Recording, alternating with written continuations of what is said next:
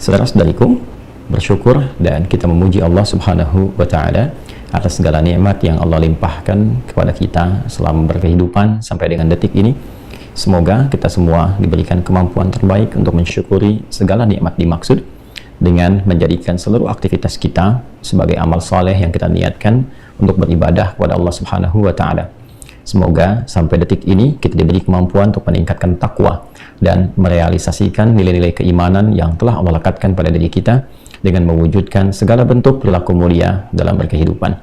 Semoga hamba-hamba Allah yang belum beriman sampai detik ini diberikan kemampuan untuk bersyahadat, diberikan kekuatan agar mau mendekat kepada Allah sebelum ia wafat, dan kembali insya Allah seluruh hamba-hamba Allah dalam keadaan husnul khatimah.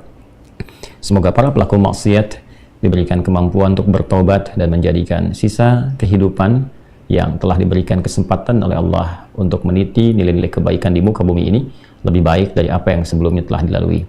Teman-teman, untuk itu mari kita kembali mengkaji panduan kehidupan yang telah Allah wahyukan kepada Rasulullah SAW, dan Rasulullah telah mengajarkan kepada kita yang seluruh pengajaran itu terdokumentasikan dengan baik di dalam Al-Quran sebagai sumber referensi utama dari wahyu yang bersumber dari Allah Subhanahu wa Ta'ala. Ajaran-ajaran beliau yang dikodifikasikan, dituliskan, dikumpulkan oleh para ulama kita dalam kitab-kitab hadis, kitab-kitab sunnah dengan segala ragamnya, dan bahkan diajarkan serta dicontohkan sehingga tidak ada celah bagi kita untuk mengelak dan berlari dari panduan yang dimaksudkan. Alhamdulillah, saat ini kita kembali akan meneruskan kajian kita di Aqsa Al-Quran Sunnah Solution. Saat ini kita akan masuki ayat ke-28 di surah Al-Baqarah. Sebelum masuk ke ayat ini, kita berkenan tentunya untuk mendoakan kita semua, dan kita khususkan doa di malam hari ini memasuki 19 Rajab 1444 Hijrah, terkhusus untuk saudara-saudari kita di wilayah Turki, juga sebagian Syria dan sekitarannya yang diuji dengan gempa bumi yang telah kita ketahui bersama. Tentu kita bermohon pada Allah Subhanahu wa Ta'ala, semoga seluruh hamba-hamba Allah yang diuji dan telah kembali pada Allah sesuai dengan ajalnya, Allah terima nilai-nilai kebaikan mereka dan semoga menjadi bagian dari syahid akhirat. Kemudian juga kita bermohon pada Allah semoga keluarga besar yang diuji dengan musibah dan berkehidupan sampai saat ini diberikan kekuatan agar mampu menghadapi segala ikhtiar terbaik dan optimal dalam bertawakal pada Allah Subhanahu wa Ta'ala. Pemerintahan setempat diberikan kemampuan dan kekuatan untuk bersinergi dengan siapapun guna memudahkan proses evakuasi, proses pengembalian infrastruktur dan lain sebagainya, sehingga semua menjadi nilai-nilai kebaikan bersama yang dapat diteladani. Dan kita tarik itu semua juga dalam level kehidupan kita dalam konteks berbangsa, bernegara. Tidak harus menunggu musibah untuk kita semua tergerak menjalin kerjasama, sinergi, kompak, bersatu dalam kebaikan. Mari kita terapkan nilai-nilai kebaikan universal dalam Islam untuk saling tolong-menolong, saling membantu, minimal setidaknya mendoakan dan menunjukkan pada jalan-jalan kebaikan. Bismillahirrahmanirrahim. Memasuki ayat yang ke-28 di surah Al-Baqarah, surah kedua. Allah Subhanahu wa Ta'ala berfirman, A'udzu billahi minasyaitonir rajim. Bismillahirrahmanirrahim. Kaifa takfuruna billahi wa kuntum amwatan fa ahyaakum thumma yumitukum thumma yuhyikum thumma ilaihi turja'un. Di pertemuan sebelumnya kita telah mengkaji tentang orang-orang yang disinyalir oleh Al-Quran, bahkan diklasifikasikan pada golongan yang merugi, baik di 3 golongan utama secara garis besar dengan karakter-karakternya. Alladzina yanquduna ahdallahi min ba'di mitsaqih, yaitu orang-orang yang melanggar komitmen dengan Allah Subhanahu wa Ta'ala, baik itu komitmen dalam segi akidah, mengesahkan, mengimani Allah sebagai satu-satunya Tuhan yang layak disembah, komitmen juga mengaktualisasikan iman dalam wujud amal saleh. Kemudian yang kedua, dan ini cukup menarik ketika Allah Subhanahu wa Ta'ala mengawali dengan komitmen terhadap Allah, hablum minallah. Kemudian yang kedua itu terkait dengan hablum minal makhlukat, dengan makhluk, khususnya dengan manusia, hewan, tumbuhan, lingkungan. Wa yaqta'una ma amarallahu bihi ayyusal, dan mereka memutus berbagai dimensi-dimensi yang Allah perintahkan untuk menyambungkannya dalam kehidupan mereka, baik itu terkait dengan dimensi rabbani, hablum minallah, ataupun juga dimensi sosial, al-bu'd al-ijtima'i, hablum minal makhlukat, yang telah kita urai dengan sangat detail baik itu terkait dengan manusia, memutus hubungan kekeluargaan, persahabatan, nilai-nilai kebaikan universal, juga memutus hubungan dengan lingkungan dalam arti banyak berbuat kerusakan, banyak sekali menyalahi aturan-aturan yang merugikan dampaknya bagi kehidupan. Akhirnya di bagian ketiga, yufsiduna fil ard, perilaku ini mendorong kepada kerusakan. Jadi kalau orang-orang sudah tidak bertauhid, sudah tidak punya pegangan spiritual yang kokoh, kemudian hubungannya juga secara sosial tidak baik, maka karakternya akan cenderung merusak. Itu satu ketiga itu saling melengkapi. Nggak punya pegangan moral, jadi sudah bersifatnya Allah, maka burung tak bisa terbang. Nggak bisa kita katakan ini fulan figur teladan, figur yang baik, secara sosial bagus, tapi dengan Tuhan bermasalah, maka nggak bisa jadi contoh yang paripurna, ya. Atau sebaliknya, terlihat seperti baik hubungannya dengan Tuhan, dengan Allah Subhanahu wa Ta'ala, bahkan di hadis Muslim diisyaratkan terlihat seperti bagus sholatnya, terlihat seperti rajin puasa, tapi saat yang bersamaan semua latihan-latihan spiritual itu tidak memberikan dampak pada kehidupan sosial. Sholat misalnya, apa fungsi sosialnya? Tanha 'anil fahsya wal munkar, mencegah pribadi yang bersangkutan dari perbuatan-perbuatan perilaku yang merusak, ya, yang berdampak pada lingkungan. Fahsya, keburukan dari syahwat, pornografi, pornoaksi, LGBT, hal-hal yang jorok, kotor, zina dan sebagainya. Mungkar, perilaku yang diingkari oleh hati secara langsung, berdusta, mencela, ya, korupsi, ya, sampai ke tingkat tertingginya misalnya yang tak bisa ditoleransi sama sekali, merusak, membunuh dan sebagainya. Nah, dampak-dampak ibadah spiritual ini ada orang-orang yang terlihat rajin menunaikan tapi tak punya dampak baik secara sosial. Ini pun tidak ideal. Kata Nabi, kelihatan sholat tapi kok gemar mencela, maka pasti sholatnya bermasalah, ya kan? Kemudian juga kelihatan berpuasa tapi juga gemar berselisih, misalnya gemar memecah, ya, gemar menumpahkan darah. Ini punya problem di duanya ini. Maka sosok ideal itu adalah yang bagus, tautan spiritualnya, hubungan dengan Tuhan, dengan Allah Subhanahu wa Ta'ala dia baik, dan kebaikan hubungan hablum minallah ini memberikan pancaran sosial yang baik juga. Nah, jadi dari sinilah kemudian tampil nilai-nilai ideal, akhirnya memberi maslahat, kan? Nah, kombinasi antara iman dan nilai sosial saleh yang tinggi itu melahirkan amal-amal yang produktif. Nah, inilah tipikal insan ideal yang tidak rugi, seperti spiritnya di Quran surah ke-103 itu. Wal 'asr innal insana lafi khusr, ya kan? Aku bersumpah, kata Allah, demi waktu, kesempatan, peluang yang aku berikan kepada setiap manusia untuk mengkonversi semua peluang ini menjadi kegiatan-kegiatan positif, karakter kinerja yang baik, ya, yang bernilai maslahat. Nah, hanya sebagian manusia tak mampu melakukan itu sehingga peluang yang diberikan alih-alih menjadi maslahat tapi menghasilkan kerugian, nggak dimanfaatkan dengan baik. Lafi khusr, sebagian manusia yang beraktivitas tak mampu mengonversi waktu yang aku berikan, kata Allah, dengan baik. Nah, ada orang-orang yang mampu menjadikan setiap peluang waktu itu punya nilai, value-nya tinggi di hadapan Allah dan bermanfaat dalam konteks sosial. Siapa mereka? Illal ladzina amanu, yaitu orang-orang yang punya kekuatan spiritual. Ya, dia punya hubungan komitmen yang baik dengan Allah, dia jaga. Ini kan karakter moral itu menjaga semua apa yang difikirkan, semua apa yang dilakukan. Kan pikiran ini meramu segala hal yang didorong oleh perintah dari kolbu. Kalau kolbunya memerintahkan sesuatu yang nggak bagus, ya, karena bisikan-bisikan yang provokasi disampaikan setan lewat sifat fujur atau dikenal juga dengan nafsu, nanti dikelola oleh akal, diramu tuh. Ketika diramu oleh akal, diperintahkan kepada seluruh bagian tubuh untuk bersikap. Ya, jadi pikiran ketika merumuskan ada seorang nanti datang cela, ya, nah perintah itu datangnya dari mana? Dari kolbunya. Jadi di kolbu itu kalau nggak dikelola dengan baik, nanti bisikan setan yang diakomodir lewat sifat fujur, ya, nanti muncullah kemudian apa yang disebut dengan nafsu. Innan nafsa la'ammaratun bisu illa ma rahima rabbi. Quran surah ke-12 di ayat ke-53. Ya, fujurnya dari Quran surah ke-91. Kita nanti akan masuk ke situ, ya, insyaallah pada waktunya di ayat ke-7 sampai 10. Wa nafsin wa ma sawwaha fa'alhamaha fujuraha, ya, wa taqwaha. Nah, sebaliknya, kalau iman itu bisa kita kuatkan, sinyalnya dihidupkan, nanti iman mendorong sifat takwa. Iman itu ketika dikuatkan dalam jiwa, membuka sinyal takwa. Jadi kalau kita punya handphone ibaratnya, kita on kan itu kan, nah begitu di on kan hidup tuh, dia kan mencari sinyal kan. Nah itu ketika kita on kan iman itu, nanti dia memberikan sinyal kepada takwa. Nah takwa ini adalah akumulasi sifat-sifat kebaikan yang dibawa dari pancaran roh. Sedangkan roh bersumber dari Allah Subhanahu wa Ta'ala. Ini kita agak tinggi ngajinya, ya.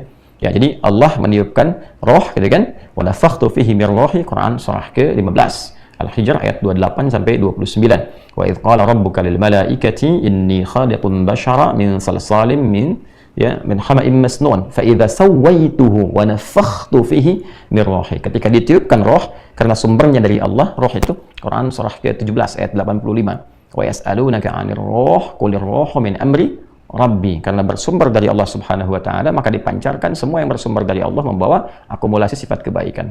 Nah, akumulasinya itu disebut dengan takwa. Dialah karakter moral yang paling inti. Nah, ini kalau dihidupkan dengan cahaya iman, nanti iman memberikan takwa itu jalan kehidupan, diberikan cahaya, dia memancar ke semua bagian tubuh.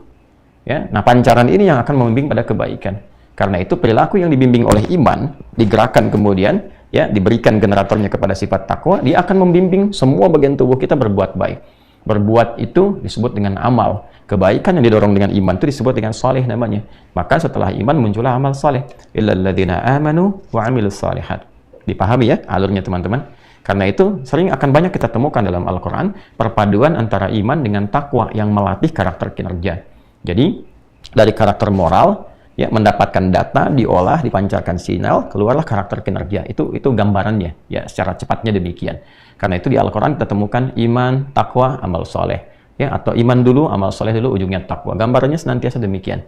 Ya, dzalikal kitabu la raiba fihi hudal lil muttaqin. Takwa. Siapa itu orang takwa? Alladzina yu'minuna bil ghaib, iman, wa yuqimunas shalah, amal soleh, wa mimma razaqnahum yunfiqun, amal soleh.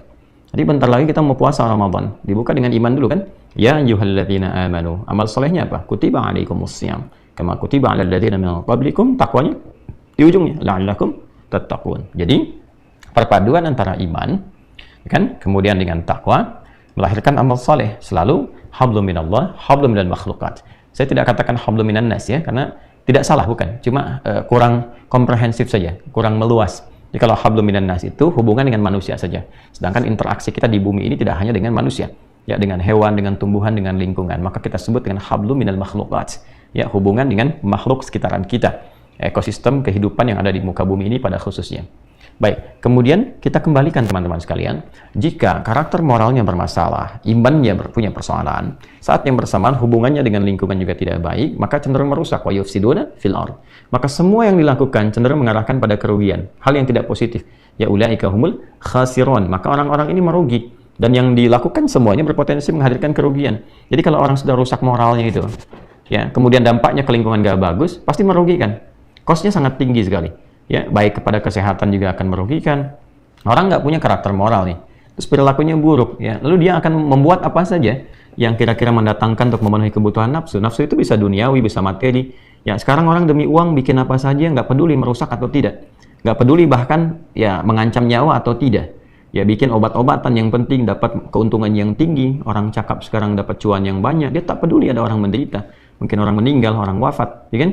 Dia berbisnis, yang penting dia dapat keuntungan, tak peduli produk yang dipasarkan itu punya nilai atau tidak, atau bahkan mungkin membahayakan, kualitasnya nggak bagus, ya, merasahkan dan sebagainya. Nah, banyak hal, ya, termasuk juga ke aspek-aspek mungkin yang kita lihat seperti penanaman nilai spiritual.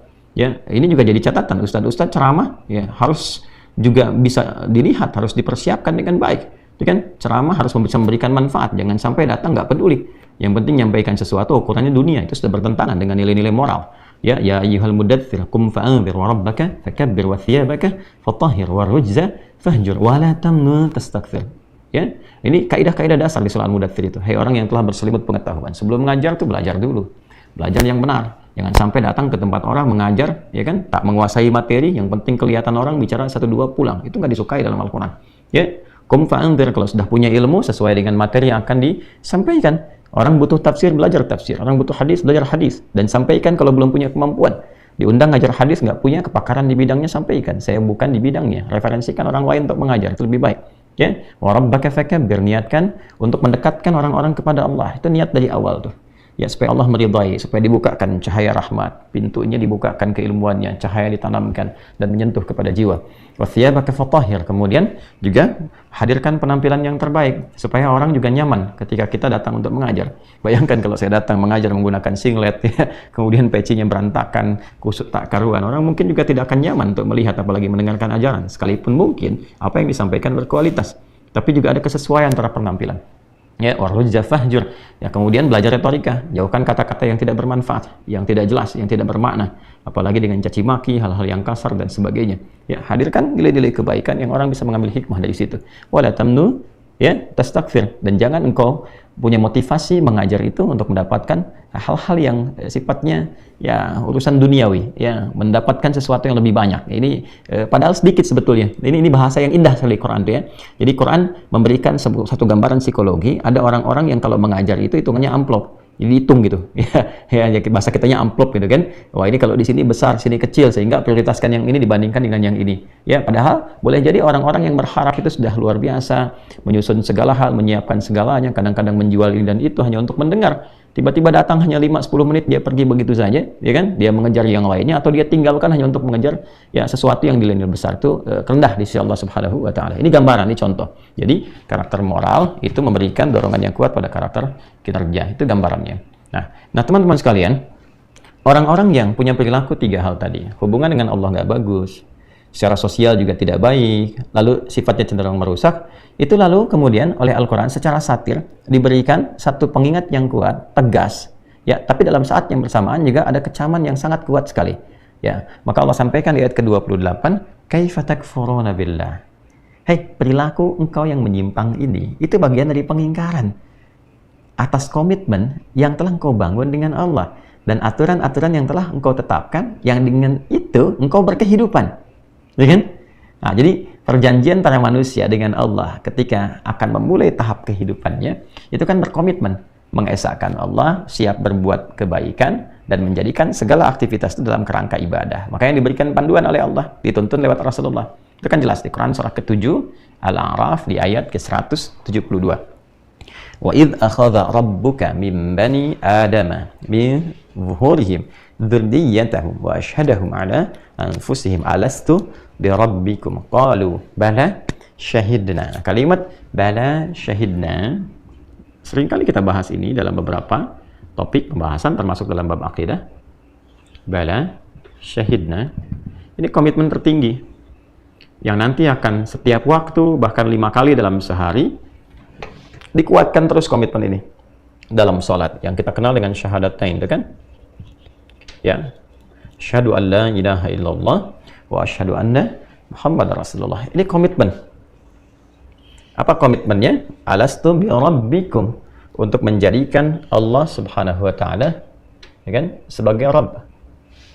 Nah, ini sifat rububiyah yang disampaikan. Ya. Dan di sini tergantung juga pada tingkat pemahaman kita untuk belajar dengan baik sehingga bisa memahami ini dengan pemahaman yang komprehensif. Rububiyah itu mencakup bukan hanya aspek ketuhanan, tapi juga perawatan, pemeliharaan, pemenuhan kebutuhan. Jadi ketika Allah mengatakan saya Rabbu, bukan sekedar di situ ada komitmen untuk menuhankan Allah satu-satunya sebagai Tuhan yang kita sembah, tapi saat yang bersamaan juga ada feedbacknya dari semua komitmen itu bahwa Allah akan merawat kita. Ya, seperti Allah merawat alam. Makanya disebut Rabbul Alamin. Sifat rububiyah ini menghasilkan satu nama indah disebut dengan Rabb. Ya.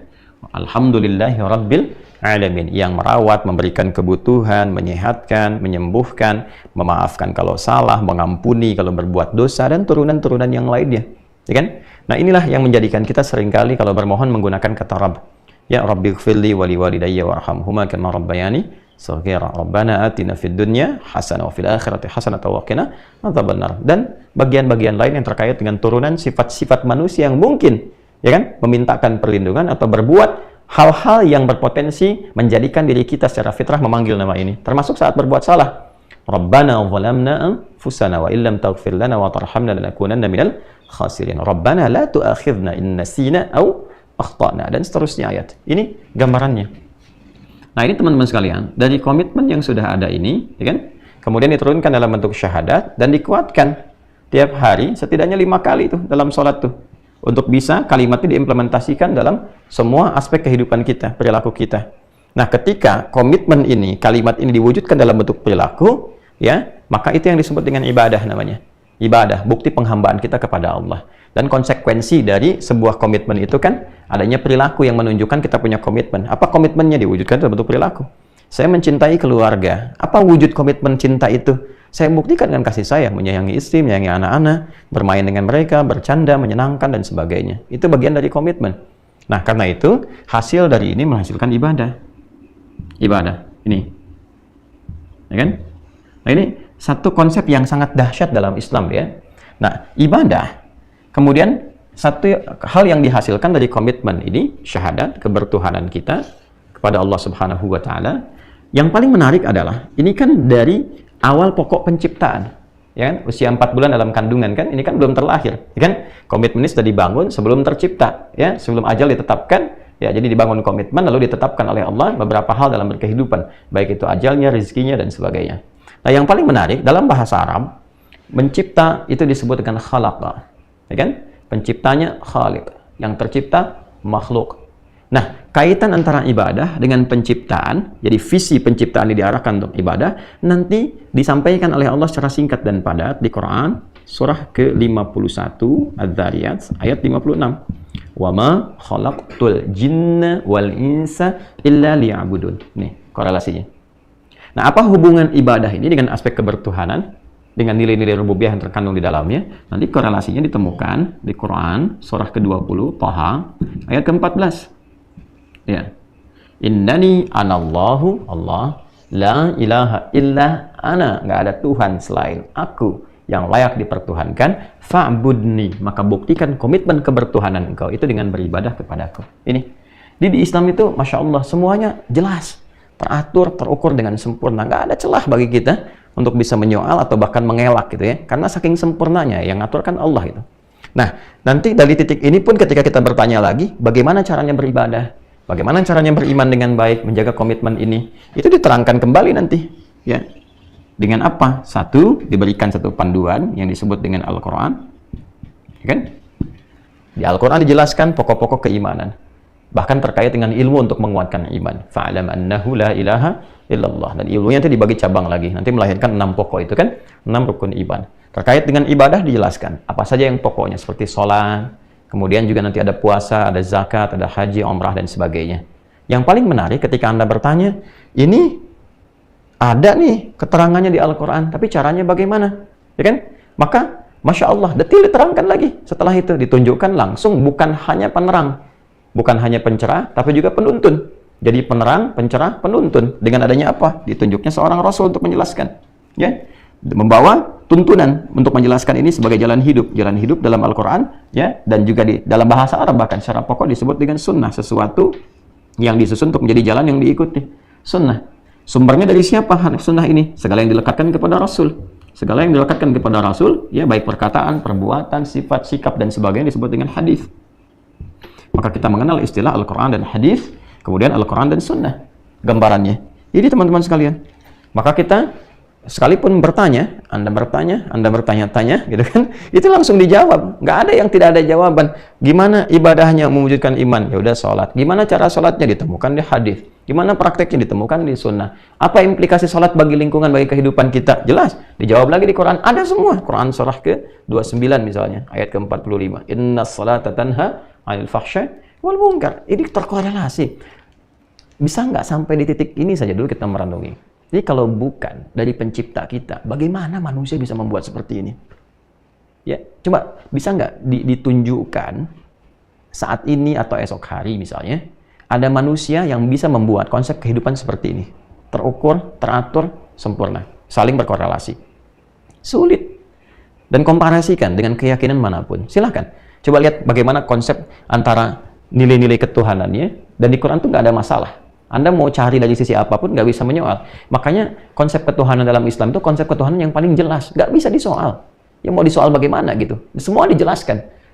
Mulai dijelaskan kenapa Tuhan itu ahad, mesti satu.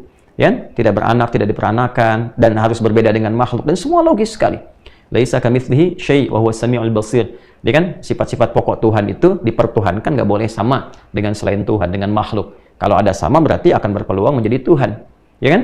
Nah, makanya kalau manusia berpasangan, Tuhan tidak boleh berpasangan. Manusia beranak, diperanakan, maka Tuhan nggak boleh hasil dari peranakan atau bahkan berpasangan untuk melahirkan, karena itu sifat-sifat makhluk. Jadi kalau ada makhluk kemudian punya sifat demikian bisa menjadi Tuhan, nah maka jadi problem di sini. Nah, kenapa? Karena sebagian makhluk juga berpotensi bisa jadi Tuhan. Ya kan?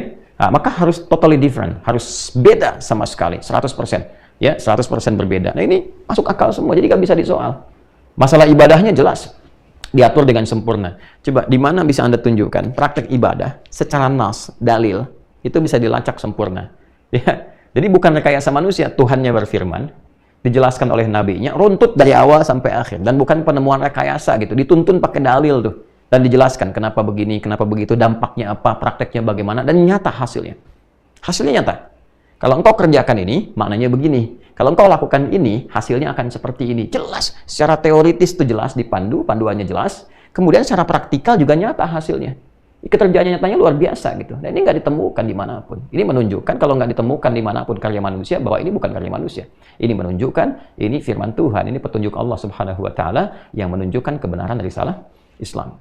Nah, ini penjelasan ini seharusnya menjadikan manusia yang berakal. Sekali lagi, manusia yang berakal. Kan anugerah terbesar dari manusia itu setelah imannya kan akalnya. Ya, dengan akal ini berpotensi dia bisa meramu dan menerima berbagai data, data diolah jadi informasi, informasi diolah jadi knowledge, jadi pengetahuan. Nah, ilmu ini yang bisa menguatkan iman. Jadi rangkaian atau struktur berpikir manusia itu sangat luar biasa yang tidak ditemukan di makhluk lain, terlebih hewan misalnya. Ya, jadi dengan adanya akal itu dia bisa bagaimana melogikakan, menerima dengan baik, menyusun argumentasi yang jelas. Seharusnya semua uraian ini dari aspek keimanan, aspek ibadahnya, dampaknya kepada sosial disebut dengan muamalah. Ya kan? Kemudian pilar keempatnya bermuamalah, beribadah dengan elok, dengan baik, dengan indah, ada akhlak gitu kan? Dijelaskan semua. Nah, seharusnya dengan kerangka berpikir manusia yang tinggi, dengan akal yang sangat luar biasa, dia memahami bahwa ini sebuah kebenaran yang nggak mungkin bisa ditolak, sulit menolaknya. Nah, maka apa yang menjadikan manusia tertutup tak mampu memahami ini? Nah, sesuatu yang menjadikan seorang itu menutup dirinya, tertutup, tak bisa membaca, dalam bahasa Arab itu disebut dengan kafara namanya. Kafara. Ya, kafara. Diserap ke dalam bahasa Inggris menjadi cover. Cover, gitu kan? Nah, serapan di bahasa Inggris itu juga ada beberapa atau bahkan dikatakan banyak dari bahasa Arab. Seperti sugar, dari sukar. Ya kan? Kahwa jadi coffee, gitu kan? Nah, kemudian ini cover. Kafara itu cover. Cover itu kan penutup dari luar. Ya, ketika ditutup, isinya nggak bisa kebuka. Ya kan? Nah, seseorang yang menutup dirinya, sehingga belum terbuka ini semua untuk difikirkan, direnungkan. Dia punya potensi akal, ya, tapi dia nggak mau kemudian mengkaji. Lahum qulubun la yafqahuna biha. Diberikan penglihatan nih, orang sholat, dia nggak mau riset kenapa dia sholatnya. Lahum a'yunun la yubsiruna biha. Diperdengarkan adzan Quran, supaya dia mendengar. Kan banyak orang dengar adzan pengen tahu. Tiba-tiba dia dapat hidayah kan, masuk Islam. Ya, poinnya tuh bukan pada masuk Islamnya sebetulnya. Poinnya pada penggunaan akalnya untuk membuka celah hatinya, sehingga dengan ikhtiar itu dia bisa mendapatkan hidayah dari Allah. Itu poin terindahnya gitu. Ya, tapi pada prinsipnya adalah ketika seseorang menutup dirinya, ya kan, tidak menggunakan fungsi ini, lahum qulubun la yafqahuna biha, wa lahum a'yunun la yubsiruna biha, wa lahum adhanun la yasma'una biha. Enggak digunakan semua ini, maka dalam bahasa disebut dengan kafar. Kalau itu berlanjut di setiap era, generasi, ada juga yang begini ditemukan, nggak mau lihat, nggak mau dengar, nggak mau kaji, maka berubah menjadi fi'il mudhari. Yakfur, jamaknya yakfurun. Kalau dijadikan orang kedua seakan dihadapkan di hadapan mata, maka menjadi takfurun. Maka muncullah ayat ke-28. Kaifa takfuruna billah. Bagaimana engkau bisa menutup diri, ya, sehingga ingkar atas semua keterangan yang telah Allah hadirkan kepadamu. Nah, apa yang diingkari itu, apa yang ditutup, dan bagaimana konsekuensinya, kita akan lanjutkan setelah menunaikan sholat Isya berjamaah. Sementara jeda, kita lanjutkan setelah Isya. Assalamualaikum warahmatullahi wabarakatuh. Saudara-saudariku, terhubung kembali dalam kajian Aqsa Al-Quran Sunnah Solution melalui channel Adi Hidayat Official. Semoga apa yang telah kita bahas dapat dipahami dan diberikan bimbingan oleh Allah Subhanahu wa Ta'ala agar mampu mengamalkan apa yang telah kita pelajari. Baru saja kami menunaikan sholat Isya berjamaah beserta amalan sunnah yang menyertainya waktu Indonesia bagian Barat, dan kita bersama berdoa semoga sholat yang telah kita tunaikan diterima oleh Allah Subhanahu wa Ta'ala. Pun demikian di wilayah Indonesia bagian timur tentunya sudah menunjukkan perbedaan 2 jam ya dari apa yang sekarang kita dapati. Mungkin di sana sudah jam 10, juga ada sebagian di tengah sudah jam 9, atau terhubung di wilayah di luar Indonesia bahkan dengan waktu yang berbeda, tapi semua perbedaan itu tetap menunjukkan satu ketaatan yang sama di hadapan Allah Subhanahu wa Ta'ala. Baik, kita lanjutkan teman-teman sekalian. Dari konsep ideal yang telah kita bahas bersama menjelang Isya tadi, bahwa tujuan kita berkehidupan adalah untuk menampilkan semua nilai-nilai kemuliaan, berkreasi pada nilai-nilai yang bermanfaat, baik untuk pribadi, keluarga, juga lingkup sosial. Dan lebih daripada itu, semua apa yang kita lakukan, kerjakan, menghadirkan kesuksesan dan kebahagiaan di semua dimensi kehidupan yang kita lalui. Bukan hanya di dunia, tapi membuka peluang-peluang kebaikan saat meninggalkan dunia ini, baik di alam kubur ataupun juga sampai di akhirat. Dan itu mesti dibuka dengan komitmen iman yang melahirkan karakter kinerja amal saleh dalam konsep ibadah. Nah, setelah kita bahas bersama pada maghrib tadi bahwa semua apa yang disampaikan dalam Islam begitu mudah dipahami, begitu logis, dan juga begitu efektif nyata hasilnya. Semua itu tentunya bagi insan yang berakal, memiliki daya fikir yang kuat, mampu meramu berbagai hal, sehingga dapat menyimpulkan mana benar, mana salah, mana baik, mana tak baik. Sangat mudah untuk dipahami bahwa ini adalah sesuatu yang benar, sesuatu yang menuntun pada kebaikan, yang membahagiakan dan menyukseskan. Maka, di saat semua yang disampaikan ini seharusnya mudah untuk dipahami dan dilaksanakan, masih ada sebagian yang menutup diri. Tadi disampaikan, perilaku menutup diri itu disebut dengan kafar. Ya, kafar diserap ke dalam bahasa Inggris menjadi cover, dan sudah kita bahas tadi sebagai gambaran. Nah, perilaku ini jika berkelanjutan, di era Nabi SAW sudah dijelaskan, semacam ini mudah dipahami sesuai dengan eranya, kemampuan menangkapnya, kemudian juga kemampuan-kemampuan untuk melakukan ini diberikan tuntunan dalam syariat yang sepadan. Yang mampu menunaikan yang pokok, belum bisa yang sunnah, silahkan yang pokok lakukan. Maka sholatnya 5 waktu. Bila ingin menambah itu semua, sehingga dampak sosialnya pun akan bertambah, silahkan tambahkan dengan sunnahnya. Ketika Anda menunaikan sholat duha, dijelaskan apa manfaat sholat duha terhadap kehidupan sosial. Ya kan? Apa manfaat sholat duha itu dalam konteks hubungan secara spiritual? Feedbacknya apa ya dalam konteks kehidupan kita? Hubungannya dengan lingkungan, pekerjaan kita, bahkan membentuk perilaku. Pun demikian dengan amalan-amalan lain. Tidak ada satu amalan pun yang hampa makna. Ketika Anda, saya, kita tahajud, dijelaskan. Tahajud ini waktunya seperti ini, caranya begini, fungsinya begini. Baik fungsi spiritualnya apa, fungsi yang mengaitkan dengan karakter moralnya apa? Inna nasyi'atal laili hiya ashaddu wat'an wa aqwamu qila. Getarannya ke jiwa begitu kuat. Ya, kalau Anda ingin membuktikan itu tinggal bangun malam.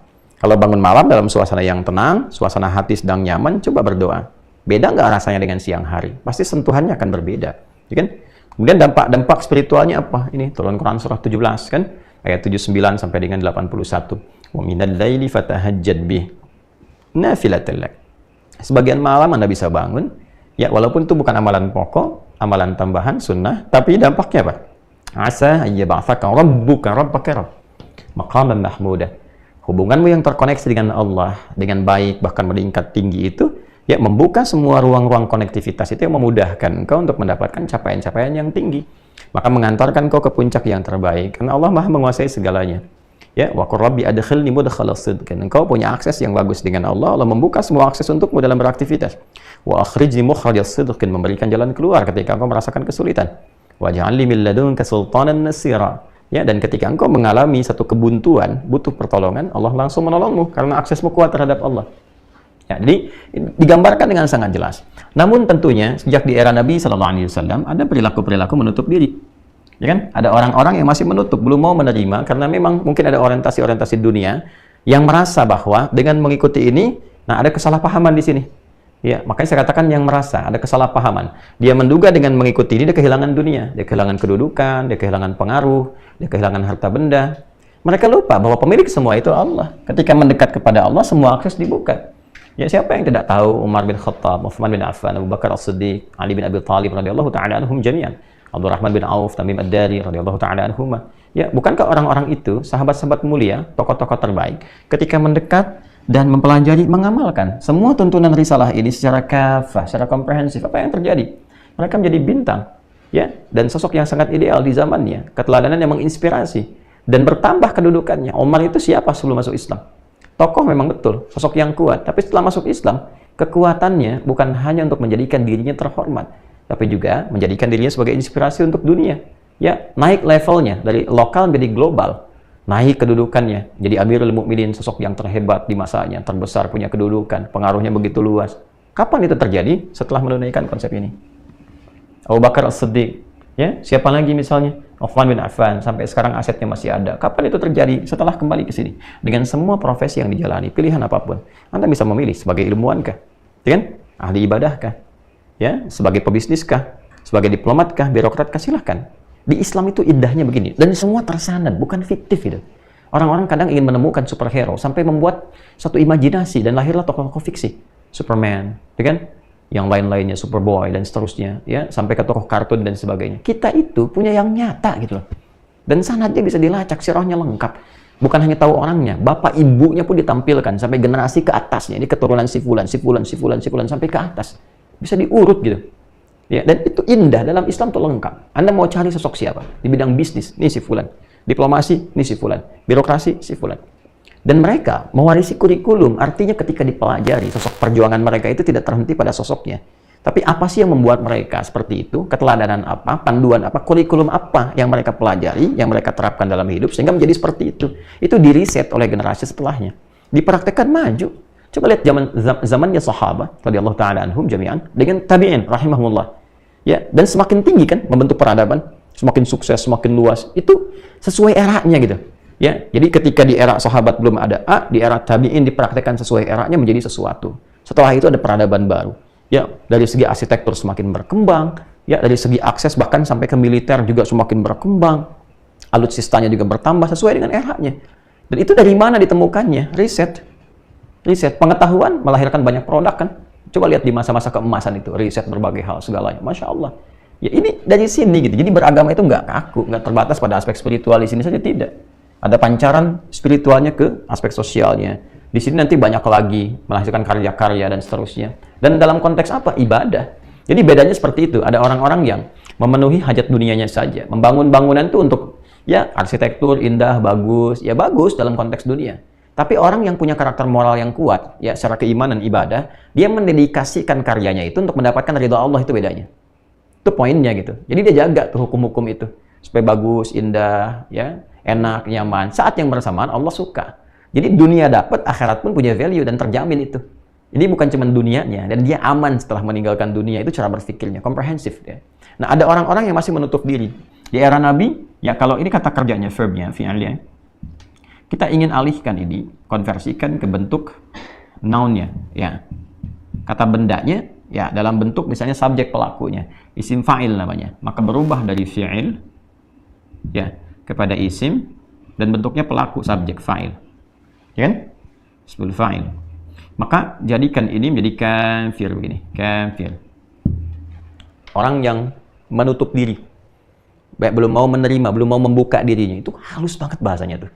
Halus. Justru kalau saya sih lebih cenderung ya mengembalikan kepada kata ini gitu. Ya kalau lawan dari misalnya muslim, ya ada kafir misalnya. Ya hanya problemnya begini, kadang-kadang perjalanan dan perubahan satu masa, satu era menjadikan satu makna itu bisa menyusut, bisa meluas, tergantung pemahamannya dan situasi yang terjadi pada masanya. Ini kan sebetulnya persoalan terjemahan saja kalau dibawa dengan bahasa yang cocoknya apa gitu. Dibandingkan dengan non, misalnya ada non muslim. Non itu kan penafian sebetulnya. Ya, dan dalam konteks Islam itu selalu terbuka untuk menerima hidayah, menerima pancaran, terbuka untuk berdialog, terbuka untuk berargumentasi. Kalau non itu kan sudah berbeda, ya kan? Sudah ada penolakan gitu, sudah nggak sama. Nah, sementara dalam Islam hidayah itu terbuka. Silahkan. Anda sekarang masih menutup, ya kan? Itu pilihan Anda, lakum dinukum waliyadin. Sampai akhir pun nggak ada masalah. Tapi sampai akhir Anda berkehidupan, kami selalu terbuka. Ya kan? Kalau ingin bertanya, silahkan. Ingin berdiskusi, silahkan. Tapi prinsip kami adalah la ikraha fid din, tidak memaksakan. Oh, jangan karena berdiskusi memaksa Anda harus masuk Islam, tidak. Ya, pada akhirnya nanti pilihan kembali kepada masing-masing. Silahkan disimpulkan. Anda bertanya tentang aspek ketuhanan, kita jawab seperti ini. Bertanya tentang konsep ibadah, kita jawab seperti ini. Anda yakin kebenarannya, silahkan teliti, telusuri, renungkan. Yakin dengan itu, silahkan bersyahadat. Ya, keputusan dikembalikan dan pilihan itu dipertanggungjawabkan oleh setiap personalnya. Sangat objektif gitu. Ya, coba tunjukkan di celah mana sih ada celahnya? Nggak bisa gitu. Ya, semua terbuka dan sangat toleran. Ya, karena itu kata-kata ini sebetulnya halus, lembut, dan netral sifatnya gitu. Perilaku saja yang menjadikan itu berubah. Apakah punya nilai negatif yang bernada kecaman atau tidak? Ya kan? Nah, nanti kita akan lihat, ya kan? Di sini kan konteksnya kafir, jamaknya kafirun. Turun surah Al-Kafirun itu kan jamaknya kafirun. Kafirun. Qul ya ayyuhal kafirun, la a'budu ma ta'budun, ya kan? Nah, itu kan dialog yang indah. Itu kan interfaith dialog, gitu kan? Dia dialog dari perbedaan-perbedaan keyakinan, tapi di ujungnya ditawarkan satu legasi yang sangat tinggi, lakum dinukum waliyadin, hargai setiap perbedaan, setiap keyakinan. Anda silahkan apa yang Anda yakini. Kami berjalan dengan yang kami yakini, tidak harus saling bercampur, jangan saling menyakiti, melukai, terbuka dialog. Dan tidak harus saling memaksakan. La ikraha fid din, itu indah sekali. Ya, kalau ingin dialog silahkan, berargumentasi silahkan, kami menjelaskan apa yang harus dijelaskan sebagai satu kebenaran yang kami pandang. Anda terima, alhamdulillah. Tidak punya pertimbangan, masing-masing bertanggung jawab di hadapan Sang Pencipta utama, Allah Subhanahu wa Ta'ala. Dan tiada Tuhan selainnya. Nah, ini indah sekali. Ya, indah yang disampaikan itu. Jadi, teman-teman, nah, ini dipengaruhi nanti oleh perilaku. Ya, jadi makanya di Islam itu ada kafir dhimni kan? Ya, kafir dhimni itu siapa? Yang mampu berkehidupan, bersosial, bertoleransi dan sebagainya. Itu dilindungi dalam Islam. Sekalipun ada negara Islam misalnya, kan? Kemudian ada di situ orang-orang yang belum berislam, misalnya di sini masuk dalam kafir dan dhimni, dia terlindungi di sini. Jadi warga negara yang baik. Ya, sama konsepnya. Silahkan hadir, pemerintah memfasilitasi, kemudian dia membayar jizyah. Jizyah itu adalah apa yang ia keluarkan untuk kembali sebagai layanan sosial, fasilitas sosial. Anda mendapatkan layanan, mendapatkan fasilitas, akses, diberikan kebaikan-kebaikan, dan ikut bersumbangsi lewat apa yang disebut dengan jizyah.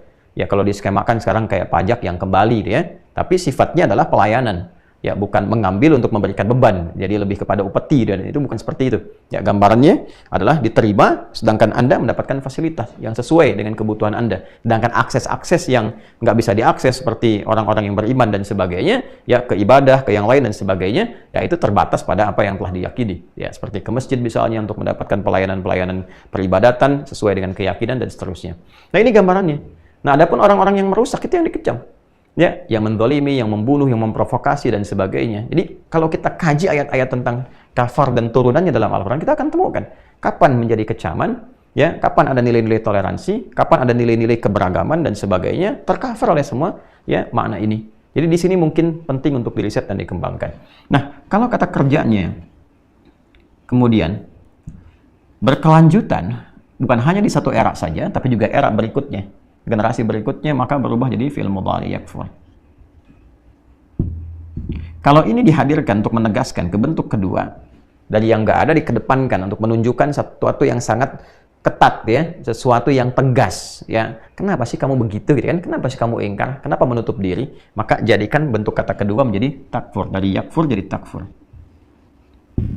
Ya, jamaknya takfurun. Beda kan? Contoh begini. Kalau kata kerja ketiga, orangnya di belakang tuh, nggak ada kan? Ya kan? Dia gitu. Ya kan? Kata gantinya dia. Artinya dibicarakan nih. Kan? Tapi kalau bicara di depannya secara langsung, rasanya lain kan? Dia itu kok ingkar ya? Tapi kalau dihadirkan di depan, kenapa sih kamu mesti ingkar? Rasanya beda. Nah, Allah menempatkan kalimat ini setelah menjelaskan semua bentuk ajaran, bimbingan, dan kasih sayang. Kenapa aku perintahkan begini? Untuk kebaikan kamu seperti ini. Kenapa kamu ibadah? Untuk kebahagiaan kamu begini. Kamu sholat, hayya 'alal falah, supaya engkau sukses, kau bahagia. Kamu zakat, ya supaya apa? Supaya ada perhatian lingkunganmu kepadamu, ada kepedulian. Bukankah engkau tidak tampil sendirian di lingkungan hidup ini? Kalau kamu ada apa-apa, mereka yang tergerak. Dan aku yang menggerakkan mereka untuk bisa hadir di sekitaranmu. Dan seterusnya. Ya kan? Setelah dijelaskan semua ini dengan Rahman dan Rahimnya, semua hal yang menjadi panduan kehidupan demi kebahagiaan hambanya, tapi masih ada yang ingkar. Dan di sini konteksnya negatif, dari perilaku yang salah, yang negatif. Nggak ya? Baik, maka dihadirkanlah suasana itu dalam bentuk yang kedua, seakan-akan Allah menghadirkan hambanya di hadapannya. Nah, makanya kalau kita kembalikan ke ayat 27, hati-hati ya, karena ada 3 sifat ya, pelanggaran komitmen, pemutusan hubungan, sifat perusak. Awas, dan kata kafar ini, kalau disebutkan kafar, ingat, kata kerjanya, itu bisa mencakup perilaku yang menyimpang. Bukan hanya nanti menyasar satu keyakinan. Ya, misalnya kalau keyakinan jelas, di keimanan aspeknya. Ya, artinya menolak konsep ketuhanan. Tapi kalau dia kata kerja begini, itu bisa mencakup satu komitmen, bisa juga pada perilaku. Artinya ada orang yang mengaku beriman, berislam, tapi perilakunya menyimpang. Ya, seakan-akan seperti tidak ada cahaya iman dalam dirinya. Contohnya yang pernah saya bahas di pertemuan yang lalu sekali. Ada orang mengatakan muslim tapi nggak sholat. Kan? Ada orang diberikan ujian harta benda supaya beribadah, dia malah nggak mau zakat. Maka kalimatnya menggunakan kata kafar dengan turunannya. Contoh Quran surah 14 kan? Surah Ibrahim alaihissalam ayat yang ke-7. Wa idh ta'adzana rabbukum la'in syakartum la'azidannakum wa la'in kafartum. Dan jika engkau ingkar terhadap semua nikmat itu. Nah, kalimat itu kan kalimat netral mencakup semua. Ya kan, termasuk ada orang Islam diberikan nikmat, rezeki, nggak mau zakat dia, nggak mau sholat, kafar. Ya, kafar ini pengingkaran. Kenapa menggunakan bentuk kafar? Sebagai satu bentuk, mohon maaf sekali, kalimat satir yang dalam sekali. Kamu ini katanya beriman, kok kelakuan kamu seperti yang kafir? Ya kan?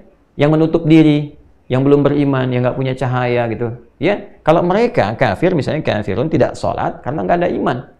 Walaupun diberi kesempatan sampai berkehidupan, kan? Tapi kamu kan mengatakan beriman, kenapa perilakunya sama gitu? Nah, maka ini gambarannya. Ya, jadi ketika kemudian orang-orang ini Allah hadirkan di hadapannya, rasakan ayatnya itu ada di hadapan kita gitu. Allah mengkhitab kita, menyampaikan, "Kaifa takfuruna billah?" Kok kamu bisa ingkar sih sama Allah?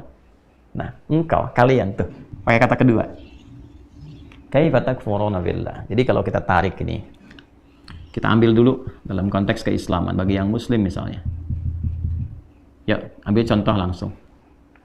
Muslim yang bertentangan dengan nilai-nilai ini. Ada nilai akidah, ada nilai ibadah, nilai muamalah. Praktek ke akidahnya. Ada mengaku muslim tapi musyrik misalnya. Ya kan? Nah, maka tempatkan ayat itu. Ada yang pergi ke dukun, misalnya kan? Ada yang mengagungkan benda-benda tertentu, ya menuhankan selain Allah. Terus kita istighfar itu salah, ya kan? Tempatkan ayat itu di hadapan. Seakan-akan Allah itu mengkhitab kita, mengingatkan kita, hei, kamu kok bisa berbuat begitu ya? Kok bisa ingkar sama aku, kata Allah tuh. Kaifa takfuruna billah. Bagaimana engkau itu berbuat ingkar kepadaku? Ya kan? Dalam konteks keyakinan tuh. Konteks ibadah kita turunkan. Mengaku muslim tapi nggak sholat. Ya, hadirkan ayat itu. Kok bisa kamu yakin nggak sholat? Kok kamu ingkar kepada saya? Ya kan? Konteks sosial. Mengaku muslim, sholat, tapi gemar memecah belah. Gemar berselisih, gemar merusak. Korupsi misalnya. Ya, kan sekali lagi tren nih, pencurian, korupsi, bikin hoax dan sebagainya. Tempatkan ayat itu. Kok bisa kamu ngaku muslim? Kamu beriman, kamu sholat lagi, ya kan? Tapi kamu korupsi. Kamu ingkar kepada aku, katanya. Ya kan? Tempatkannya begitu. Nah, wa kuntum amwatan fa ahyakum. Dulu kan kamu nggak ada. Nah, kembali ke sini. Masih ingat nggak? Sebelum Isya yang saya jelaskan pada maghrib. Saat kita punya perjanjian di Quran surah 7 itu, ayat 172. Ya, coba yang baru bergabung putar kembali ya, supaya ada keberlanjutan pemahaman. Quran surah 7, Al-A'raf ayat 172. Ya. Wa kuntum amwatan fa ahyakum.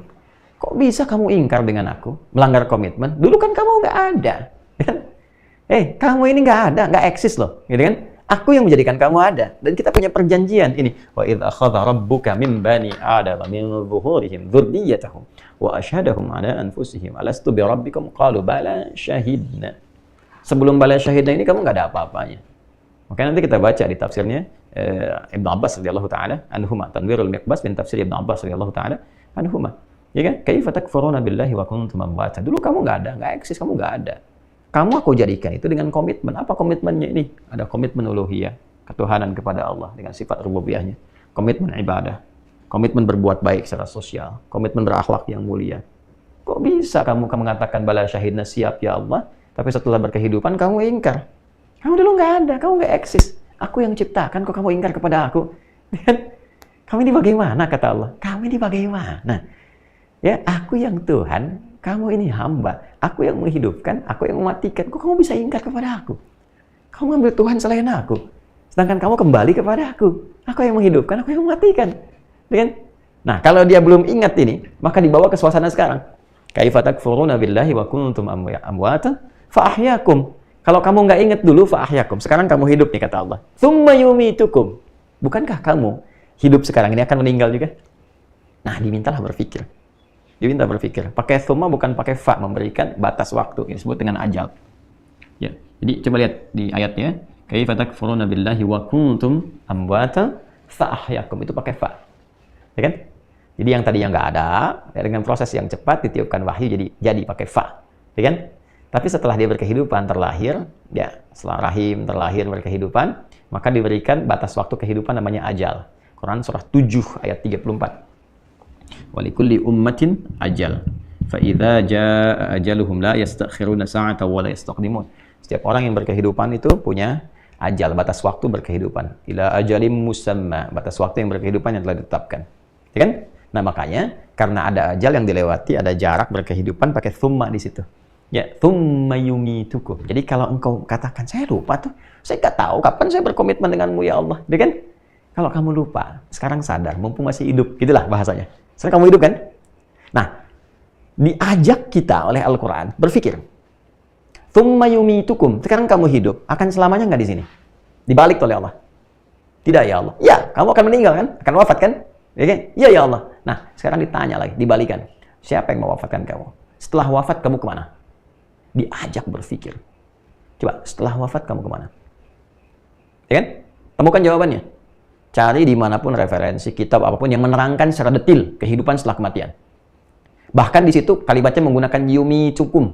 Ya akan, di prosesnya tuh. Bagaimana wafatnya, yang mewafatkan siapa, cara wafatnya bagaimana, kemana setelah wafat, ada apa di kehidupan setelah wafat, dimensinya bagaimana. Temukan secara detil. Ya. Kalau bukan penciptanya, nggak mungkin bisa menjelaskan. Di Al-Quran itu tuntas. Cara meninggalnya, kan? Hamba-hamba yang mendekat dan taat kepada Allah perilakunya baik.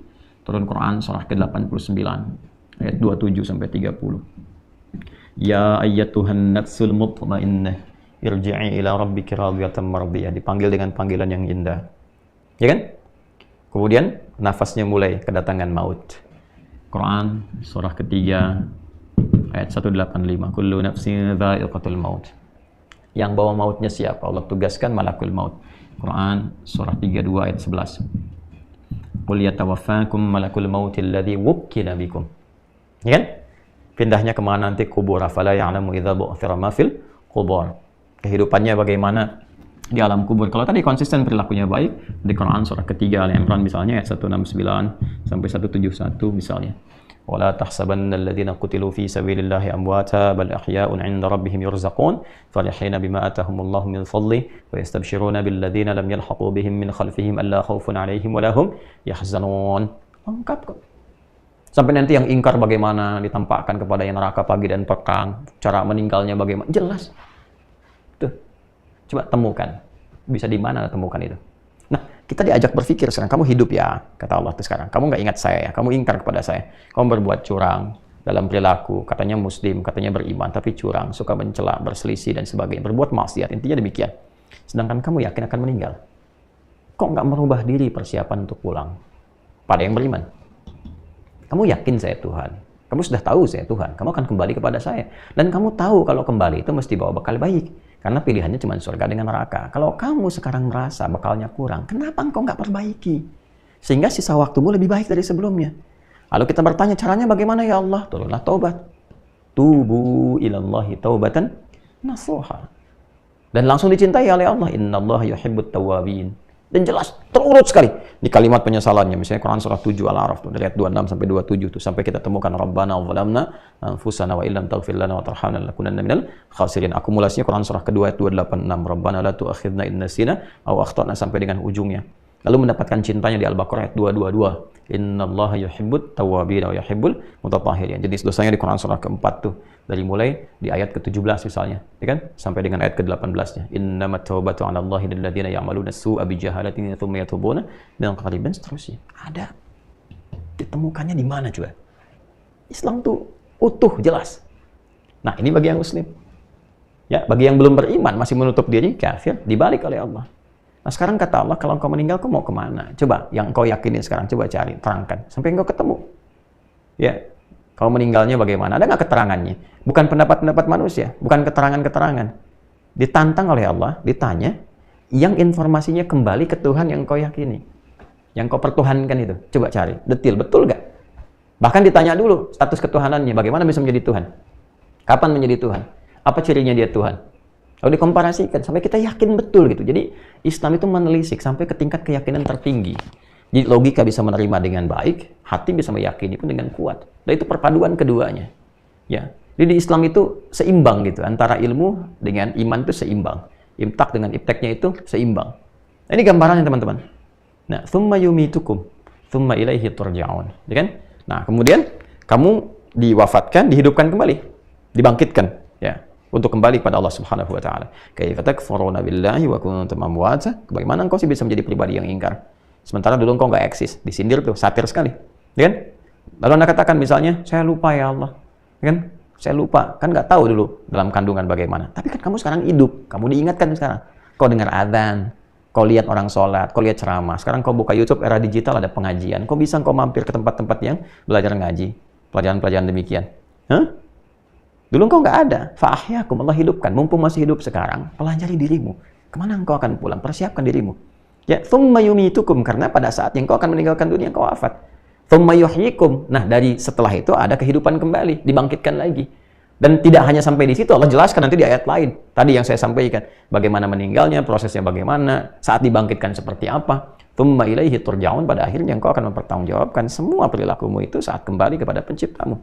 Kalau bahasanya diambil kepada Allah kalimatnya, ya, dan Allah mengkhitab, memberikan peringatan kepada hambanya dengan menampilkannya sebagai objek yang kedua, kata kerja kedua di hadapannya, maka rasakan. Ayat ini untuk kita. Maka seakan-akan Allah berbicara kepada kita, ya di hidayat misalnya kan, ya masih nggak memungsikan telinga dengan baik atau bicaranya kurang bagus, ya kan, sehingga menyakiti orang lain dan sebagainya. Rasakan untuk kita, kaifa takfuruna billah. Gimana sih lisan kamu begitu? Kau belajar, kau tahu dalil, kau tahu ayat begini, lisan kamu kok menyakiti orang lain gitu kan? Ya, perilaku kamu kok nggak bagus gitu. Sedangkan kau mengatakan beriman, ngajar orang lagi. Atamuruna an-nasa bil birri wa tansawna anfusakum wa antum tatluna al-kitab, afala taqilun? Pandai kamu nyuruh orang lain, ngajarin orang. Ya? Sementara engkau sendiri tidak melakukan itu dan engkau tahu paham isi tuntunan Al-Qur'an itu. Ya, akal kamu dipakai enggak Al-Qur'an itu? Masya Allah, Quran surah kedua ayat ke-44 tuh. Nanti kita kan baru di ayat 28 ya. Masuk ke situ diingatkan. Lima taquluna ma la taf'alun. Di surat As-Saff tegaskan lagi. Kenapa engkau mengerjakan, tidak melakukan apa yang engkau sampaikan pada orang? Ya, tempatkan ayatnya. Ya, engkau akan meninggal loh. Ya, engkau akan meninggal. Apa tetap mau dipertahankan seperti itu perilakunya? Kau ngaji Quran katanya, kau belajar sunnah. Tapi perilakumu nggak mencerminkan Quran dan sunnah. Kau mencela orang, kau bersikap buruk pada orang, merasa yang paling benar. Ya di hidayat, ya kan? Kamu akan meninggal. Perbaiki itu. Ya kan? Dan kamu akan kembali kepada Rabbmu. Aku sedang bicara padamu. Rasakan ayat itu begitu. Rasakan begitu. Jadi kalau kita sudah bisa menempatkan dan tahu bahwa diri kita ini tidak akan selamanya di dunia, kita akan kembali, maka orang cerdas, al-qayyis itu, orang yang cerdas, dia menyiapkan. Ya, Anda kan kalau mau bepergian siap-siap kan? Ya kan? Ya, yang mau haji sebentar lagi siap-siap, ya kan? Yang mau umrah juga siap-siap. Ya, perjalanan dunia juga siap-siap kan? Anda kalau dinas, teman-teman yang nonton nih, yang Anda sekarang ikut belajar, yang taruhlah misalnya Anda sekarang punya tugas-tugas di perusahaan kah, ya kan? Atau tugas-tugas misalnya di kedinasan kah? Anda kan tugas dinas keluar kota. Mungkin nggak berangkat kalau nggak ada bekalnya. Nah, Anda kan harus punya visi kan? Dan punya misi juga, tujuannya apa, tempatnya di mana, dijelaskan semuanya, ada petunjuknya. Ya kan? Juklak-juk bisnisnya seperti apa. Dan di Islam itu lengkap. Anda dalam kehidupan interdunia saja punya persiapan. Sekarang mau meninggalkan dunia, persiapannya bagaimana? Nah, ini tempatkan ayat itu ya sesuai dengan nilainya, sesuai dengan rasanya, maka kesannya kepada jiwa akan berbeda. Di semua aspek nih. Nah, tempatkan sebagai orang tua misalnya. Ayat ini bawa ya pada diri kita, tadaburnya itu sebagai orang tua. Ya, tadaburnya. Misalnya ayah ibu nih, kamu ini gimana sih membiarkan anakmu berbuat maksiat? Kamu kan akan dihisab. Aku titipkan kepadamu bukan hamba yang lain. Kan kau minta-minta dulu. Mohon-mohon yang punya keturunan. Sekarang setelah ada, kau nggak perhatikan. Kau ingkar kepada aku, kan? Aku yang titipkan kepadamu, kenapa kau ingkari? Kan? Aku berjanji, aku menepati. Engkau meminta, kau yang mengingkari. Bagaimana sih? Kan? Dibalikin lagi, tempatkan lagi ke situ. Sehingga tadaburnya enak. Nanti ada tazkiyah. Ya, tazkiyah itu bagaimana menjadikan satu ayat, memberikan kesan kepada jiwa, menuntun akhlak untuk berbuat. Lalu dilakukan dalam kehidupan. Ya, kalau kita baca ngaji ini tafsirnya Anwarul Miqbas, Tanwirul Miqbas bin tafsir Ibnu Abbas radhiyallahu taala anhuma. Ini tafsir yang paling tersambung ya barangkali ke sahabat Nabi sallallahu alaihi wasallam yang dikenal dengan Turjumanul Quran. Ya, termasuk juga keponakan Nabi sallallahu alaihi wasallam, ya Ibnu Abbas radhiyallahu taala anhuma, anaknya paman Nabi Abbas radhiyallahu taala anhu. Ya. Nah, ini kita temukan yang paling awal, nanti ada Ibnu Jarir At-Tabari, setelah itu nanti ada misalnya Ibnu Katsir, lalu juga ada Mafatihul Ghaib Ar-Razi, kita punya juga di sini. Nah, ini ya. Tafsirul Kabir ya, ini disebut dengan Mafatihul Ghaib Ar-Razi, ya kan? Nah, nanti ada yang lainnya juga kita tunjukkan sampai ke Tahrir wa Tanwir yang saya riset juga. Disertasi saya di S3 yang salah satunya mengerjakan itu. Ya, At-Ta'lilun Nahwi. Jadi menganalisis kajian gramatikal dari kitab Tahrir wa Tanwir 30 juz Al-Qur'an. Dari sisi kebahasaannya bagaimana gitu. Bahasa Al-Qur'an 30 juz digali dari segi sisi nahwu gramatikalnya dan apa pengaruhnya kepada tafsir, apa pengaruhnya kepada perilaku dalam berkehidupan dan sebagainya. Ya. Nah, teman-teman, bismillahirrahmanirrahim, kita coba bacakan di sini. Qala al-mu'allif rahimahullahu taala, yang menyampaikan kepada kita ini, yang merangkum dari keterangannya Ibnu Abbas radhiyallahu taala anhuma kepada kita, meneruskan menyampaikan, menuliskan di sini, kaifa takfuruna billah. Allah Subhanahu wa taala berfirman, kaifa takfuruna billah, bagaimana engkau ingkar, kalian ingkar kepada Allah Subhanahu wa taala, menggunakan ba nih. Ba itu kan punya 14 ya maknanya. Di antaranya nanti ada ba yang menunjukkan ilsaq, musahabah, sababiyah, gitu kan? Ghayah. Nah, di sini mungkin kita lebih dekatkan kepada ghayah, tapi kita bisa ambil di sini sifat ilsaq dan musahabah. Jadi bagaimana engkau bisa ingkar kepada Allah? Tujuannya kan ingkarnya itu pada siapa? Kepada Allah. Balik sebabnya, ya, sedangkan sebab hidupmu pun karena Allah. Ilsaq, sedangkan yang melekat mengawasi engkau itu Allah. Musahabah, sedangkan yang mengawasi engkau itu Allah. Kok bisa kamu ingkar? Ya gimana sih kamu ingkar? Sebab adanya engkau itu karena Allah. Dengan ya, sedangkan kau diawasi Allah, merasa diawasi Allah, merasa dekat diawasi oleh Allah, diketahui oleh Allah, tapi masih bisa berbuat sesuatu yang ingkar gitu kan. Jadi di mana tuh kedalaman atau kebeningan berpikirnya? Ya. Ya, ala wajhi ta'jib. Jadi di sini disampaikan dalam bentuk ta'ajub itu kalau ke manusia itu heran yang dalam. Ya, heran yang dalam. Ya, kalau dikembalikan ke sifat Allah, sifatnya kecaman yang dalam. Ya kan? Kecaman yang dalam yang menghadirkan kesan kepada kita ditanamkan suatu keheranan. Jadi kalau kita bacakan juga iya ya, kok bisa begitu ya? Ya, kan di dunia manusia juga walaysa kamitslihi syai'. Di dunia kita juga ya, misalnya begini, ada orang berjasa sekali tuh. Ya, taruhlah orang tua saja lah.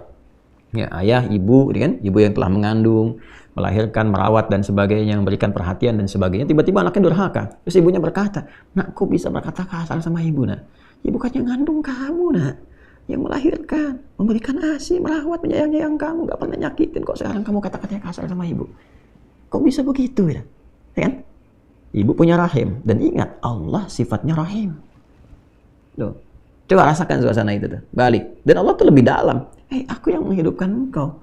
Ibumu mengandung, tapi aku yang menghidupkan engkau. Dan aku yang menghidupkan ibumu. Ya kan? Lalu engkau bersikap seperti itu kepada aku. Gitu kan? Nah, di mana cara berpikirnya itu? Ya, makanya ini menggunakan bentuk ta'jib. Wa kuntum amwata. Sedangkan engkau itu dulu dalam keadaan tidak eksis, nutfan fi aslabi abaikum, yaitu engkau masih berbentuk campuran spermatozoa dengan ovum, masih proses, belum ada kehidupannya, belum ada roh ditiupkan. Nanti bisa dilihat dilacak ini di yang paling gampang di Al-Arba'in ya, Al-Arba'in An-Nawawiyah nomor hadis yang keempat tuh. Ya, dari Abdullah bin Mas'ud radhiyallahu taala anhu. Ya, qala an Abi Abdurrahman bin Mas'ud, ya an Abi Abdurrahman Abdullah bin Mas'ud radhiyallahu taala anhu qala Rasulullah sallallahu alaihi wasallam wa huwa as-sadiqul masduq inna ahadakum yujma'u fi batni ummihi 40 yawman nutfah, kan, thumma yakunu mithla dhalika 'alaqah, thumma yakunu mithla dhalika mudghah. Di sini dikatakan nutfan fi aslabi abaikum fa ahyakum, ya, fi arhami ummahatikum. Kamu dulunya nggak eksis, nggak ada. Setelah itu aku berikan kehidupan, tadi yang Al-A'raf ayat 172. Di dalam rahim dibentuk. Ya, teruskan hadisnya. Ya, setelah usia 4 bulan kandungan, yang 40 hari ketiga, 40, 120 hari, 4 bulan kandungan, thumma yursalu ilaihil malak fayanfuhu fi ruh. Diutus malaikat meniupkan roh, maka muncullah kemudian kehidupan di alam kandungan. Thumma yumitukum 'inda inqita'i ajalikum, ya kan? Kemudian setelah itu apa yang terjadi? Ya, engkau hidup berkehidupan. Tadi yang saya sampaikan. Ya, jadi kan saya udah baca ini, jadi makanya saya terangkan dengan lebih luas. Kalau di sini kan seperti tafsir Jalalain, singkat. Kalau pengen lebih panjang, kita lihat di tafsir lain dengan karakternya masing-masing, gitu kan? Nah, gambarannya apa? Kalau engkau mengatakan saya lupa, dulu pernah punya perjanjian, sekarang kamu hidup, kamu diingatkan sekarang. Berpikir saat akan meninggal itu gimana nanti persiapannya? Kamu kemana? Gitu kan? Kamu kemana tuh? Dan nggak bisa jawab ke malaikat, man rabbuka? Malaikat nanya, malaikat bertanya-tanya, nggak bisa begitu. Jawabannya kan udah pasti tuh, udah jelas tuh, ya. Nah, kemudian teruskan. Nah, kamu berkehidupan sampai diberikan ajal, indan qita'i ajalikum, ya, indan qita'i ajalikum. Jadi sampai engkau berakhir ajalmu, sampai batas waktu hidupmu. Cari tuh, ya, rahasia kehidupan, kenapa hidup, mau kemana hidup, kenapa dipilih, kan untuk apa menjalani kehidupan sampai kembali dan sebagainya, sampai muncul rasa syukur kepada Allah dan rasa menghamba yang dalam. Kemudian thumma yuhyikum lil ba'thi, lalu setelah itu dihidupkan kembali. Ya, di alam kubur diberikan kemudian kesempatan, lalu setelah itu dibangkitkan, lil ba'ts, dibangkitkan untuk persiapan kembali kepada Allah. Thumma ilaihi turja'un fil akhirati fayajzikum bi'amalikum thumma, ini dia dzakara minnatahu alaihim. Ya, faqala ayat 29-nya. Maka di sini dijelaskan di tafsir ini, wa fil akhirati fayajzikum bi'amalikum. Maka ketika engkau dibangkitkan sudah di situ titik terakhirnya, nggak ada kembali lagi, nggak ada koreksi lagi, pada akhirnya semua hisab. Maka akan dibalas sesuai dengan apa yang telah dikerjakan, terkumpul dalam kitab Iqra kitabak kafa bi nafsika al-yawma 'alaika hasiba. Nanti setelah masuk ke surah Al-Isra deh, kita akan bahas itu. Nah, jadi sekarang kesimpulan yang kita dapatkan adalah ayat ini memberikan pengingat yang dalam kepada kita semua untuk mengoreksi diri, berevaluasi, berkontemplasi atas semua tindakan perilaku yang telah kita lakukan dalam berkehidupan, setidaknya sampai dengan malam ini, waktu Indonesia bagian barat. Lihat hidupnya mau kemana, ya kan? Dan kita menyadari bahwa kehidupan ini sifatnya sementara, pasti akan berpulang. Sampai detik ini, persiapannya apa? Mengapa masih ada perbuatan-perbuatan yang melanggar komitmen dengan Allah dari segi keimanan? Ya, kenapa nggak dilatih iman supaya kuat? Supaya tertaut kita dengan Allah sebagai Allahus Samad. Kenapa masih ragu? Kenapa kadang masih ingkar? Ya kan? Ya, belum paham qada dan qadar padahal sudah jelas babnya keseluruhannya. Dari segi ibadah, katanya muslim, telat kok dalam menunaikan sholat. Ya kan? Telat juga dalam mengeluarkan zakat. Katanya muslim, kok masih ingkar? Ya kan? Ada yang bahkan nggak sholat, berpikir karena akan wafat. Dari segi muamalah, katanya muslim, sholat, tapi kok nggak baik hubungan sama orang tua, sama teman dan sebagainya. Ini semua terkoneksi, terintegrasi, jangan dipotong-potong ya. Oh, kalau gitu lebih baik hubungannya bagus, akhlaknya bagus, ya daripada sholat nggak bagus. Cara berpikir yang salah, nggak sholat tuh udah nggak bagus, nggak sholat tuh udah nggak berakhlak. Salah satu hamba, ciri hamba yang nggak berakhlak itu dan tingkat nggak berakhlak paling tinggi itu nggak sholat, karena nggak berakhlak sama Rabb penciptanya. Ya. Anda nggak sopan sama orang tua, itu akhlaknya masih terhadap hamba ke hamba. Nggak sopan terhadap Allah, nggak sholat, nggak sopan terhadap pencipta. Jadi nggak berakhlak. Orang itu jangan disampaikan, yang penting akhlaknya bagus, nggak sholat nggak apa-apa. Nggak sholat tuh nggak berakhlak. Gitu ya. Nggak sholat tuh nggak berakhlak. Nggak berakhlaknya langsung kepada Tuhan, pada pencipta. Dan justru akhlak tuh muncul dari sholat, dari ibadah. Kan dari sholat tuh tanha anil fahsya wal munkar. Ya, tanha anil fahsya wal munkar itu melahirkan akhlak. Itu gambarannya. Ya, kalau perbuatan baik yang dilatih lewat pendidikan namanya adab. Ya, jadi bedakan antara adab dengan akhlak. Akhlak tuh perbuatan baik yang dilatih lewat ibadah. Ya kan? Akhlak dari kata khalaq. Ya, khalaq itu menciptakan. Yang tercipta makhluk, penciptanya khaliq, karakternya akhlak. Untuk menunjukkan hadirnya akhlak muncul lewat ibadah. Makanya kata khalaqa disandingkan dengan ibadah. Wa ma khalaqtul jinna wal insa illa liya'budun. Maka lahirlah akhlak. Ya kan? Nah, dari akhlak itu nanti muncul akumulasinya. Tunggalnya di khuluq nanti. Ketika dia mendekat kepada Rabb yang menunaikan ibadah, maka lahirlah akhlak yang tinggi. Wa innaka la'ala khuluqin 'azim. Demikian disifati Nabi Muhammad SAW dengan karakter yang mulia itu. Nah, ini gambarannya teman-teman sekalian yang kita bahas, kita tempatkan dengan baik. Kesimpulannya koreksi diri supaya menjadi pribadi yang lebih mulia sebelum kita kembali kepada Allah Subhanahu wa taala. Lalu setelah itu nanti kita kalau udah paham nih sampai ayat 28, barulah dijelaskan dengan rinci. Dari mulai konsep berkehidupan bagaimana? Kan Anda pasti akan bertanya kan? Setelah berevaluasi, bagaimana menjalani kehidupan? Itu Allah terangkan. Ini loh risalahnya saat manusia diciptakan. Langit, bumi, manusia pertama. Tujuannya untuk seperti ini, seperti ini. Jadi indah ayat Quran itu nyambung semua. Nggak ada yang terputus. Nah, sekarang kita koreksi dulu. Setelah paham, duduk. Kita bertanya bagaimana memulainya. Nah, caranya akan kita sambungkan di pertemuan berikutnya insya Allah. Nah, ini teman-teman sekalian, itu yang bisa kita uraikan sebelum kita berlanjut nanti dan kita siap-siap juga insya Allah ada kurikulum Ramadan. Saya sedang menyiapkan beberapa materi-materi khusus untuk Ramadan sehingga Ramadan itu lebih terarah, lebih terukur. Kalaupun belajarnya insya Allah bisa ada keberlanjutan, ada kurikulumnya sehingga antara hari pertama, kedua, ketiga sampai yang terakhir ada kualitas yang menghasilkan bimbingan yang dipraktekkan dalam kehidupan. Teman-teman izin menginformasikan bahwa alhamdulillah dari proses keberlangsungan kita belajar, kita berusaha juga menempatkan pembelajaran kita secara terukur sehingga manfaatnya bisa didapatkan secara optimal. Mohon doanya. Saya sekarang sedang meruntutkan ya pembahasan-pembahasan dimaksud sehingga sesuai dengan pokok-pokok yang dibutuhkan sebagai seorang muslim. Insya Allah nanti dalam waktu singkat mudah-mudahan bisa diwujudkan. Di menjelang Ramadan ini saya siapkan dulu dari bimbingan Al-Quran dari juz amma dulu ya secara terintegrasi dari beberapa gabungan sifat-sifat tafsir dari spirit Quran tentunya. Kemudian yang kedua, teman-teman, alhamdulillah ini juga kita saat bersamaan berlangsung menjalani proses untuk mendidik juga, baik yang bersama kami di sini juga di luar. Saya berharap adik-adikku yang kami utus untuk keluar belajar yang sungguh-sungguh ya, yang serius. Kita berinvestasi juga, kita niatkan Allah ridha dan itu juga harus disertai dengan ikhtiar Anda yang maksimal.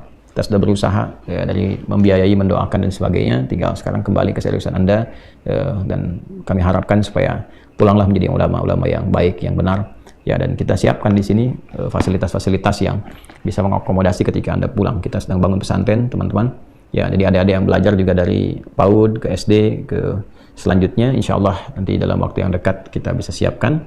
Nah, teman-teman masih ada kesempatan berwakaf ya, kita akan speed up menjelang Ramadan ya, bulan depan ya, akan masuk juga bersamaan dengan Ramadan. Kalau di Masehi ya akan agak sedikit ya, nanti saya terangkan setelah dekat sajalah supaya nggak jadi banyak hal untuk dipikirkan ya. Intinya di tanggal 23-24 Maret itu bersamaan dengan itu sudah insya Allah akan masuk 1 Ramadan. Jadi waktu yang nggak terasa cepat ya, akan cepat sampai. Kita sedang melakukan speed up percepatan di pembangunan pesantren agar area masjid lantai 1 khususnya bisa digunakan, kemudian juga beberapa ruang kelas dan sebagainya bisa dirapikan sehingga bisa ada amalan pertama yang mudah-mudahan mendatangkan pahala berlipat bisa dilakukan ya sebagai awal langkah baik untuk penggunaan fasilitas pesantren yang terbatas dulu ya. Nah, teman-teman masih ada peluangnya untuk wakaf kalau Anda berkenan berwakaf di waktu yang terbatas ini, dipersilahkan. Ada di rekening BSI Bank Syariah Indonesia atas nama Yayasan Ma'had Islam Rafi'ah Akhyar, nomor rekening 111 3 kali 1 ya, 111 kemudian 4444 4 kali 4-nya ya, 4444 142 1114444 atas nama Yayasan Ma'had Islam Rafi'ah Akhyar. Tentunya setelah selesai semua kita akan tutup sehingga peluangnya terbatas pada waktu pembangunan saja. Kalau ingin spesifik diarahkan ke masjid saja, kita akomodasi di akun yang kitabisa.com itu khusus untuk masjid. Jadi kalau Anda lihat di akun kitabisa.com ada gambar saya dan Masjid Mira itu ya. Masjid memang itu kita akomodasi untuk masjid saja. Yang pengen jariahnya ke masjid aja ya silahkan di situ. Itu ada batasan dana yang diperlukan untuk penyempurnaan sampai dengan akhir. Dipersilahkan Anda yang pengen ke masjid silahkan di masjid di situ. Kalau Anda masuk di rekening yang BSI itu sifatnya umum karena bukan hanya masjid yang kita bangun, ada asrama, ada kelas, ada aspek-aspek yang lain untuk memudahkan berinteraksi. Itu yang pertama. Yang kedua, saya sedang menyiapkan juga insya Allah ada program semesta Al-Quran, Ramadan bersama Al-Quran. Kita sedang siapkan paket ya teman-teman sekalian untuk menghafali. Sudah kita bagi-bagi nih. Alhamdulillah ada kerjasama dengan daerah-daerah pemerintahan setempat, Masya Allah sudah mulai melangkah pada aspek-aspek positif, menyinergikan nilai-nilai spiritual ya dan amanat undang-undang sebetulnya untuk meningkatkan keimanan ketakwaan. Dan Alhamdulillah sudah mulai ada sekarang gerakan-gerakan untuk muslimnya menghafal Quran, satu desa satu hafid dan sebagainya. Nah kita kerjasamakan, kemarin kita support juga, kita siapkan sampai ke daerah terdalam. Sumbawa kita siapkan 2000 ya. Kemarin saya dari Sukabumi kita siapkan juga 1000. Paket 1000 itu paketnya satunya 3, jadi 3000. Ya kalau 2000 itu 6000 ya. Ke Riau kita kirim 2000 juga ya. Kita siapkan semua sehingga masing-masing punya kesempatannya. Nah, ini juga program wakaf teman-teman. Kalau Anda ingin berwakaf di program ini sehingga Ramadan nanti tinggal diberikan caranya untuk menghafal. Jadi setelah Ramadan itu nanti kalau ada yang ingin menghafal Quran sampai 30 hari, 30 juz, nanti akan dibimbing. Yang pengen ngaji tafsirnya ada. Jadi peluangnya terbuka semua. Nah, nanti kalau teman-teman mau wakaf, lihat di deskripsi aja ya, supaya cepat ya. Bawahnya ada deskripsi itu nanti untuk paket hafalan buku ada ini. Silahkan dipilih saja mana yang paling memudahkan. Terima kasih untuk perhatian di malam hari ini. Mohon maaf untuk segala kesalahan yang tentunya akan ditemukan pada diri kami pribadi. Bila ada hal yang menyinggung, itu kesalahan saya. Saya mohon maaf. Insya Allah saya perbaiki supaya menjadi lebih baik dan mudah-mudahan juga perbedaan-perbedaan cara pandang tidak menjadikan kita mesti berselisih, menjauh, apalagi kemudian menjadikan satu dengan yang lainnya memiliki sifat-sifat permusuhan yang tidak diinginkan. Semoga Allah memaafkan kita, mengampuni kita, menyayangi kita dan menjadikan kita hamba Allah yang diridhai oleh Allah Subhanahu wa taala, dicintai oleh Rasulullah sallallahu alaihi wasallam. Allahumma taqabbal minna innaka antas samiul alim wa tub alaina innaka antat tawwabur rahim. Rabbana atina fid dunya hasanah wa fil akhirati hasanah wa qina adzabannar. Wa sallallahu ala sayyidina Muhammad wa ala alihi wa sahbihi ajma'in wa akhiru da'wana subhanakallahumma wa bihamdika nashhadu an la ilaha illa anta nastaghfiruka wa natubu ilaik. Walhamdulillahirabbil alamin. Assalamualaikum warahmatullahi wabarakatuh.